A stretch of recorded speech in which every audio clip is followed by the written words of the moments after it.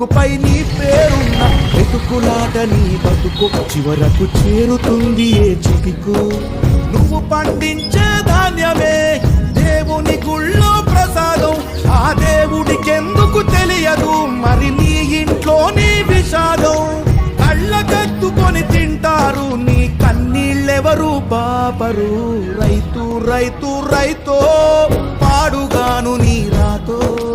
మెతుకు మెతుకుపై నీ చెమటున్న వెతుకులాట నీ బతుకు చివరకు చేరుతుంది ఏ చితికో.